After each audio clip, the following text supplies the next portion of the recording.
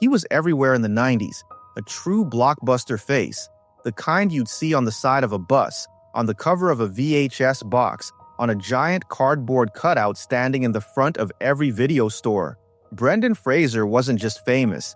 He was the guy studios trusted when they needed a hero who felt both larger than life and completely human at the same time. A smile that made crowds lean in, a physical presence that sold the whole fantasy, and a charm that made people root for him even before the dialogue kicked in.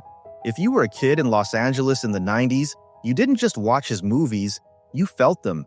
The Mummy wasn't just a film, it was summer, popcorn, flip-flops, sticking to the theater floor, that roller coaster energy that made you walk out wanting to swing on a rope or sprint down a pyramid hallway yourself.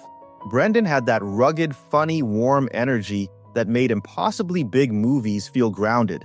And the thing about a star like that is, you assume he's unstoppable. But behind the scenes, the job was doing what it always does when Hollywood asks you to be superhuman. It was draining him quietly, because the stunts weren't just stunts. When he crashed into walls, rolled across stone floors, sprinted across uneven sets, dangled from wires, or took a hit for the perfect take, his body was tallying every impact. And nobody tallies those numbers until the bill finally comes due. By the early 2000s, his body was breaking in ways audiences never saw. The injuries weren't one and done.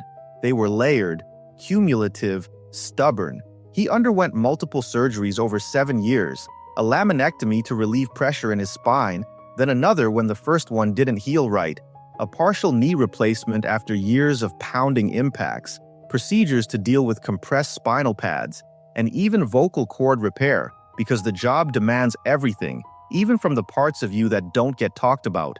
You know how actors joke about giving 110%? He literally did, and the math caught up to him. While all that was happening, something else took root, something he didn't talk about publicly for a decade and a half.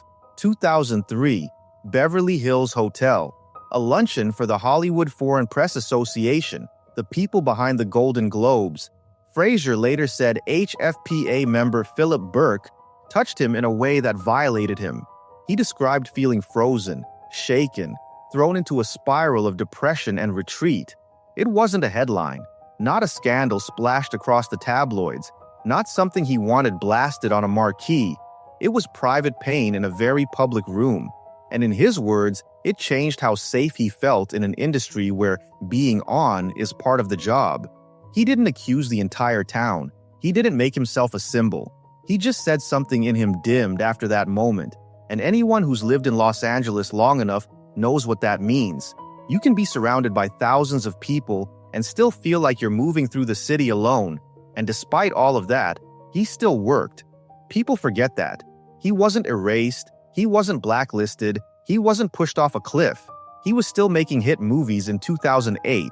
Journey to the Center of the Earth and The Mummy. Tomb of the Dragon Emperor pulled real numbers. But even with the posters and premieres, the truth was quieter. His body hurt. His confidence had cracks. His personal life was shifting. He and his wife separated in 2007, divorced in 2009, and suddenly he was balancing fatherhood with physical recovery with an industry that only knows how to run at full speed. Hollywood doesn't punish people with one big dramatic moment. It punishes you with silence. Calls slow down. Casting circles move on. Scripts arrive that don't feel like they belong to the person you once were. And for Brendan Fraser, everything just thinned out. Not all at once, but slowly, like sand running through fingers. People online started asking, where'd he go? The truth is, he didn't go anywhere. He was healing, physically, emotionally, spiritually. He was taking smaller roles, TV arcs, independent projects, working at a human pace instead of a Hollywood one, trying to build a life that didn't revolve around explosions, wire rigs, and back braces. And then something changed, a shift, a soft little hum in the background before a comeback. Directors started noticing what the fans always saw, not just the action hero, but the vulnerability underneath. He started showing up in roles with more gravitas, more hurt, more soul, roles that didn't need him to leap from anything or collide with anyone, roles that needed him to feel. That path led straight to The Whale, a film that demanded everything from him. Not physicality, but humanity, pain, regret, hope, brokenness, courage. It was the kind of performance you only give after you've lived through seasons where the world stopped clapping. And when it premiered, it was like the entire city suddenly remembered, oh, right, this guy can act his heart out.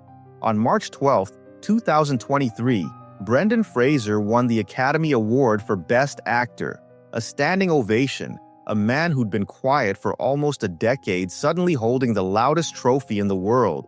You could see the shock and gratitude in his face, not the "I'm back" ego of a star reclaiming a throne, but the quiet disbelief of someone who survived storms people didn't know he was weathering. So why did a 1990s blockbuster actor vanish after a scandal?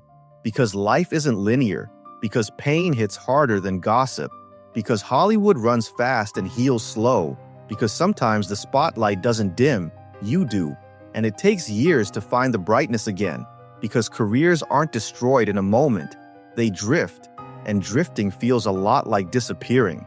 But the truth is simple and deeper than any headline. He didn't vanish, he lived.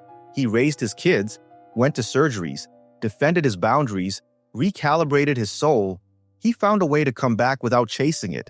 And that's the rarest type of comeback in this town. Los Angeles loves a rise, and it loves a fall even more. But what it truly loves, what makes this city electric, is the slow, stubborn resurrection. The kind Brendan Fraser earned the long way, the honest way, the human way, because some stars don't burn out. They just wait for the right moment to shine again. And Brendan Fraser's glow came back exactly when it was supposed to.